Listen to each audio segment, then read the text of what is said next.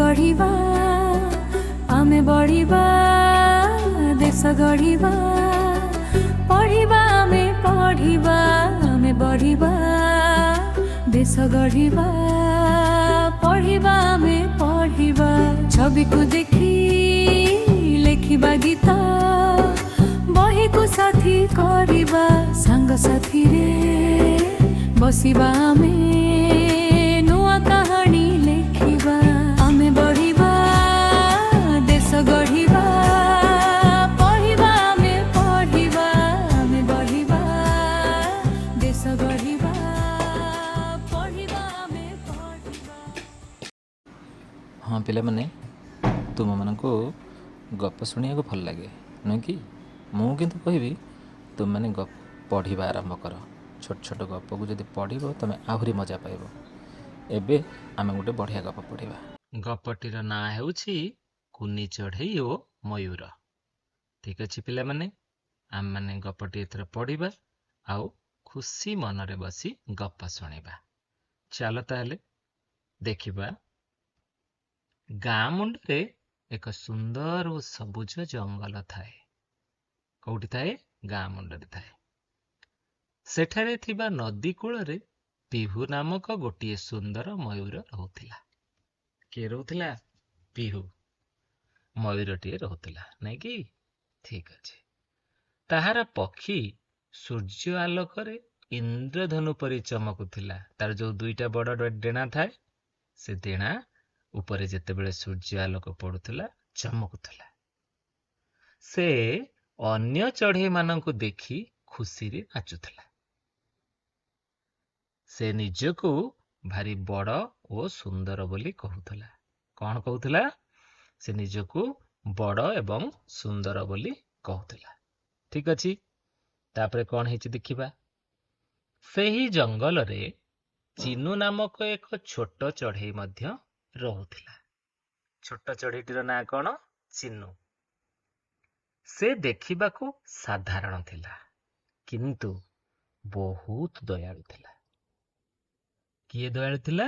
चिन्नू दयालु थिला। से छोट थिला किंतु भारी दयालु थिला। से सांग पक्षी मानंकु खाद्य आनी देउथिला। से समस्तंक जत्न नेउथिला। किछि विपद आसिले से समस्तंकु सचेतन करुथिला। कहि दउथिला समस्तंकु विपद आसिले कहि दउथिला। एति कथा आमे जानिले पिला माने। पुणी देखिबा कौन अछि। दिने जंगल रे भयंकर झड़ आरंभ हैला। झड़ तम माने देखिछ डर लागे नुहे कि? सेमतिया झड़ आरंभ हैला। बहुत जोर पवन बहिला। अधिक वर्षा मध्य हैला। फलरे जंगल रे पानी भरी गला। सबुआडे पानी हेई गला। गछ बुड़ी गला। समस्त पशु पक्षी भयभीत होई पड़ले। समस्त डरी गले। एते पानी केबे देखि नथिले। एते जोरे वर्षा एते पानी केबे देखि नथिले। डरी गले समस्ते। पिहू भल स्थान को चली जावाको चेष्टा कला। पिहू किए? से मयूरटी। से भाबिला मु गोटे भल जगार जाइकी बसी जिबी। किंतु कौन हैला देखिबा। वर्षा माड़े तार बड़ डेणा बहुत भारी हो जाइथिला। तार बड़ बड़ डेणा से निजको बड़ बोली कहउथिला नुहे कि? बड़ डेणा ओदा हो जाइथिला। से आउ उड़ी पारलानी। कौन हैला सेउठू? से एक कादुओ खालरे पड़ीगला आउ चित्कार कला। ठीक अछि। तापरे कौन हैला देखिबा। समस्ते ता डाक शुणिले। केही ता पाखकु आसिले नाही। समस्ते डरी जाइथिले। झड़ वर्षा पवन सबु देखिकी समस्ते डरी जाइथिले। समस्ते शुणुथिले देखुथिले किंतु ता पाखकु केही आसु नथिले। झड़ बहुत भयंकर थिला। चिन्नू ए सब देखुथिला। चिन्नू किए?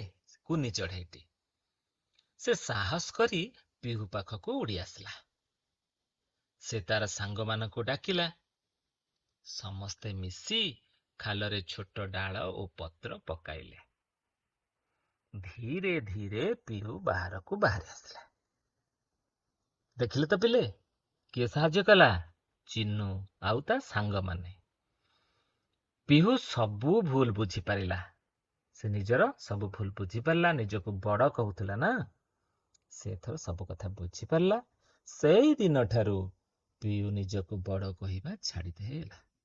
ସେ ମଧ୍ୟ ସମସ୍ତଙ୍କୁ ସାହାଯ୍ୟ କରିବାକୁ ଲାଗିଲା। ଠିକ ଅଛି ପିଲାମାନେ, ତମାନେ କଣ କଣ ବୁଝିଲେ ଗପରୁ?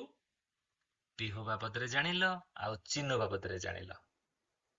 ତମମାନେ ମତେ କହିଲ କିଏ ଭଲ ଲାଗିଲା ତମକୁ? ହଁ, ଠିକ କହିଲ, ଚିନୁ ଭଲ ଲାଗିଲା। ଚିନୁ କିଏ? ଗୋଟିଏ ଛୋଟିଆ ଚଢ଼େଇଟିଏ, କୁନି ଚଢ଼େଇଟିଏ। କାହିଁକି ଚିନୁ ତମକୁ ଭଲ ଲାଗିଲା ମତେ କହିଲ? ଚିନୁର ଭଲ ଗୁଣ ଥିଲା। କଣ ସେ ଭଲ ଗୁଣ ସବୁ ମତେ କହିଲେ ଦେଖିବା ତମମାନେ? ଚିନୁ ଭାରି ସାହସୀ ଥିଲା। ଚିନୁ ଅନ୍ୟମାନଙ୍କୁ ସାହାଯ୍ୟ କରୁଥିଲା, ସମସ୍ତଙ୍କର ଯତ୍ନ ନେଉଥିଲା, ଆଉ ଅସୁବିଧା ସୁବିଧାରେ ସମସ୍ତଙ୍କୁ କହି ଦଉଥିଲା, ବାଟ ବତେଇ ଦଉଥିଲା, କଥା ଦେଖେଇ ଦଉଥିଲା, ନାଇକି? ସେମିତି ଭଲ କାମ ତମମାନେ କରିବ।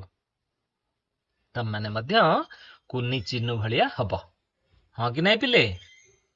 ଆଚ୍ଛା, ତମମାନେ ପିହୁକୁ କେମିତି ଚିହ୍ନିଲ କହିଲ? ପିହୁ ନିଜକୁ ବଡ଼ କହୁଥିଲା ନା ସବୁବେଳେ? ପରେ କଣ ହେଲା? ପିହୁ ନିଜର ଭୁଲ ବୁଝିପାରିଲା, ଆଉ ସେଇଦିନ ଠାରୁ ସେ ନିଜକୁ ବଡ଼ କହିବା ଛାଡ଼ିଦେଲା, ସମସ୍ତଙ୍କୁ ସାହାଯ୍ୟ କରିବାକୁ ଲାଗିଲା, ନୁହେଁ କି ପିଲାମାନେ? ଠିକ ଅଛି, ତମେ ଘରକୁ ଜେଜେ ଆସିବେ, ତମ ଘରକୁ ତମେ ଜେଜେଙ୍କ ସହିତ ବସିବ, ଏମିତି ଛୋଟ ଛୋଟ ଗପ ସବୁ ଶୁଣିବ, ତାକୁ ଆସି ସାଙ୍ଗମାନଙ୍କୁ କହିବ, ମାଙ୍କୁ କହିବ, ସେ ଛୋଟ ଛୋଟ ଗପ କହିବେ, ତମେ ତାକୁ ଶୁଣିବ, ମନେ ରଖିବ ଏବଂ ସାଙ୍ଗମାନଙ୍କୁ ଆସି କହିବ। ଆଜି ପାଇଁ ତମମାନଙ୍କୁ ଏତିକି। ଆଉ ଗୋଟେ ଭିଡିଓରେ ଖୁବ୍ ବଢିଆ ବଢିଆ ଗପ ନେଇ ମୁଁ ଆସିବି। ତମମାନଙ୍କୁ ଅନେକ ଅନେକ ଧନ୍ୟବାଦ। ଖୁସିରେ ଶିଖିବା ସମସ୍ତଙ୍କର ଅଧିକାର। ନମସ୍କାର।